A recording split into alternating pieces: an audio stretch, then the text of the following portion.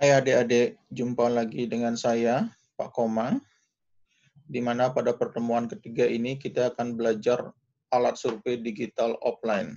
Setelah pada pertemuan sebelumnya kita sudah belajar alat survei yang model konvensional, kemudian alat survei yang digital online menggunakan Google Form. Nah, kali ini kita akan belajar alat survei digital offline, di mana alat survei ini merupakan alat survei yang dari awal persiapan pembuatan sampai proses implementasi yaitu penyebaran kuesioner serta proses entry data hanya menggunakan komputer tanpa membutuhkan koneksi internet. Contoh aplikasinya yaitu Epidata versi 3.1. Baik, kekurangan dari alat survei model ini yaitu masih perlu tatap muka langsung ke responden saat melakukan survei. Jadi mekanismenya itu seperti proses wawancara. Sementara hanya ada di sistem operasi Windows ya, tidak ada di Linux, tidak ada di macOS, cuma ada di Windows. Kelebihannya, proses entry data langsung seperti mengisi kuesioner, sehingga mudah melakukan pemeriksaan kesalahan saat mengentry data. Entry data juga langsung bisa diekspor ke Excel atau software statistik lainnya, bisa membuat file check atau rambu-rambu atau batasan soal, sehingga kesalahan dalam entry data itu dapat diminimalkan. Mudah digunakan, di mana copy, cut, and paste itu berlaku pada aplikasi ini. Cara menginstal ke komputer juga sangat mudah dan sangat cepat. Saya harap adik-adik sudah mempersiapkan apa yang saya siapkan di LMS ya, sudah mendownload materi, sudah mendownload aplikasi dan software, sudah juga menyiapkan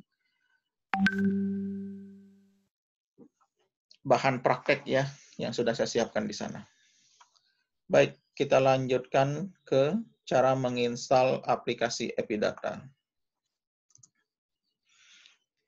Jadi, adik-adik sudah mendownload aplikasi atau software, akan mendapatkan file yang namanya setupepidata.exe.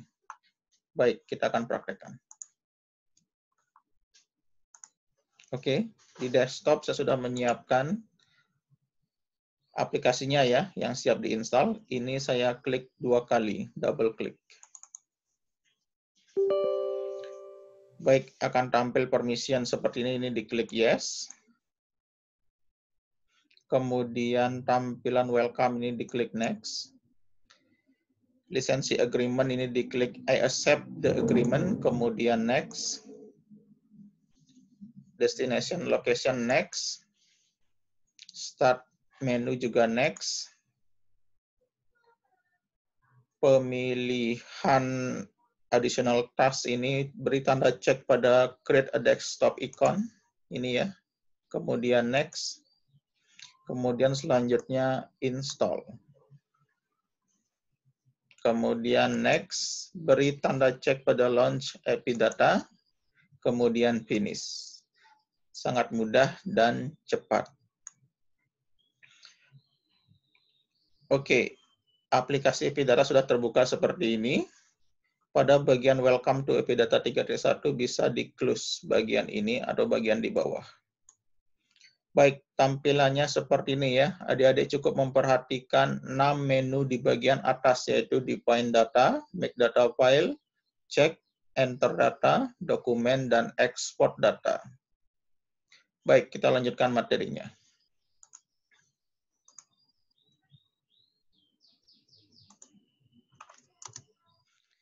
Menu utama Epidata. Yang pertama adalah Define Data. Ini berfungsi untuk membuat template, di mana kuesioner diketik dan diberi nama variabel dan jenis data yang akan di-entry, atau kuesioner disiapkan di Microsoft Word, seperti bahan praktek yang sudah saya siapkan di LMS ya. Itu tinggal download, kita tinggal copy and paste di Define Data. Kemudian make data file. Make data file ini untuk menyiapkan file data sehingga siap digunakan ya, akan menghasilkan 2 file. Nanti ada file rec dan ada file cache ya pada define data.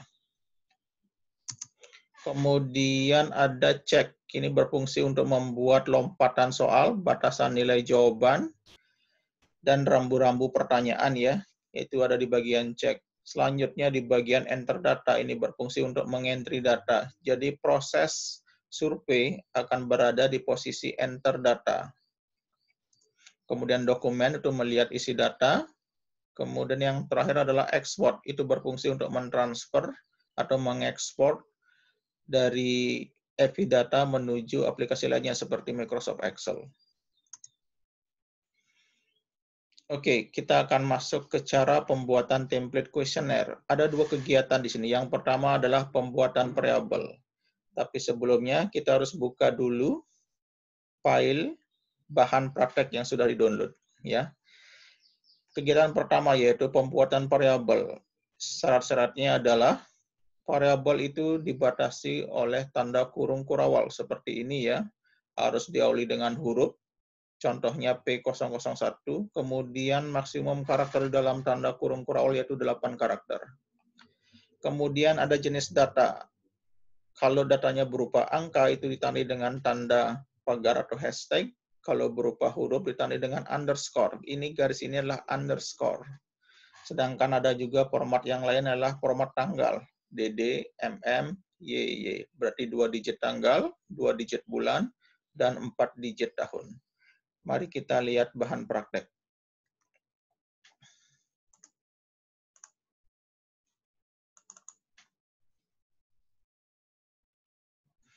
Oke, perhatikan bahan praktek ini. Ini merupakan template dari API data. Ya, ini sudah jadi, nanti adik tinggal pakai, di mana ini yang namanya variabel ya. Di dalam tanda kurung kurawal ada P001. Ini pertanyaan, kemudian ini jenis data. Pertanyaan-pertanyaan menanyakan nama, berarti ini menggunakan underscore. Ini underscore. Kalau mau menambah, tambahkan dengan menggunakan underscore, seperti itu. Satu underscore mewakili satu huruf.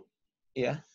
Kemudian P002 variabelnya, jenis kelamin pertanyaannya.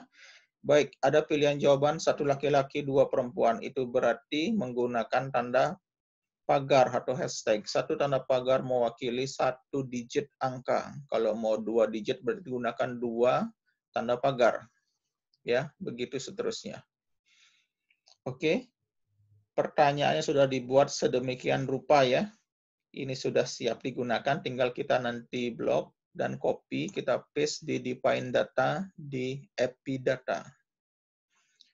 Baik, kita lanjutkan ke materi dulu. Oke, ini cara penggunaan dari jenis data. Nah, ini yang terpenting. Hal penting yang perlu diperhatikan dalam pembuatan kuesioner ya, di mana dalam pembuatan template, setiap pertanyaan harus memiliki variabel. Itu sudah pasti ya, yang ada tanda kurung kuralnya itu variabel. Variabel harus berada pada satu baris yang sama dengan jenis data yang di-entry. Itu maksudnya adalah, silakan perhatikan ini, pertanyaan terpanjang ada di P005, agama. Ini panjang pilihan jawabannya, sampai 5 Kristen Protestan. Jadi usahakan dia variabelnya itu pada baris yang sama. Jangan sampai ada enter. Kalau enter itu sudah memulai pertanyaan atau kuesioner yang baru. Itu maksudnya. Kemudian letak variabel harus mendahului jenis data. Baik, itu artinya ini variabelnya, ini jenis datanya. Pastikan dia berada di bagian depan ya. Yang penting di depan daripada jenis data. Entah itu underscore, entah itu hashtag. Oke. Ini contoh kuesioner. Kita sudah berikan kemarin contoh kuesioner ya. Baik, kita akan memasuki tahapan praktek. Sementara dari sesi teoritis sudah kita lewati, kita akan lanjutkan pada tahapan praktek yaitu di sesi selanjutnya. Sekian dan terima kasih.